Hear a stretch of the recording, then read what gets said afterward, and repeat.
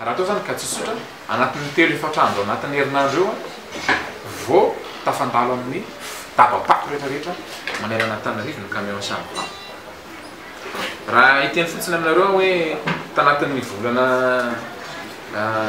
janvier sy février isan'andro isan'andro ny baka hazo dia 20 eo baka hazo amin'ireo camion resako atsika ireo. Ataoko salanisa ataoko moyenne 35 camions isan'andro zany miasa en moyenne nanomboka tamin'ny janvier 120 nisan'ny baka hazo isan'andro isan'andro. Dia fandaminana zany eo mahatonga namany akajy hoe teo le fatrandro eo zany vao tena tafandalo amin'ny baka rehetrarehetra manerana Antananarivo ny eto amin'ny Samva. Zay izy amin'ny ankapobeny. Inona moa zany tena zavatra fandaminana napetraka. Ny fandaminana napetraka dia hoe niara-nasa tamin'ny RF2 Samva ary izay manindry mafy mihitsy ny RF2 hoe io zany rafitra efa misy amin'izao fotoana izao.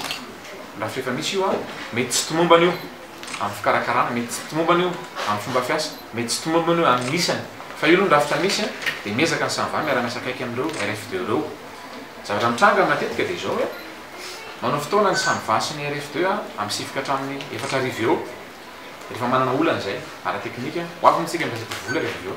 Rehefa manana olana izay ara-teknika na amin'ny andro maro samihafa dia rehefa tsy tonga amin'ilay fotoana dia sorena ny RF2. Izay mahatonga an'ilay indray aterina zavany ambody baka ihany satria ny anton'ilay RF2 dia tsotra hoe nitazominay zany satria nidina tena impotony daholo ny mpiasa Samva tsy nalay avy nanantonareo RF2 rehetrarehetra eo.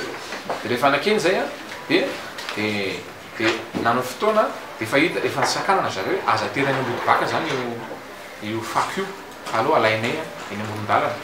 Fa rehefa diso fotoana zay rehefa diso fotoana ilay mandeha zay dia tsy tonga ntsony dia tezitra zareo dia lasa korotana kely le fandaminana amin'ny arabola. Fantatsika hoe ny volany Samva dia efa zavatra anankitelo moa zany fidiram-bolany Samva. Ny voalohany dia ny Rome na redevance sur les ordures ménagères. Io Rome io hitranga tsirairay rehefa avy fa voalohany hoe Rome. Faharoa REU zany redevance sur les eaux usées.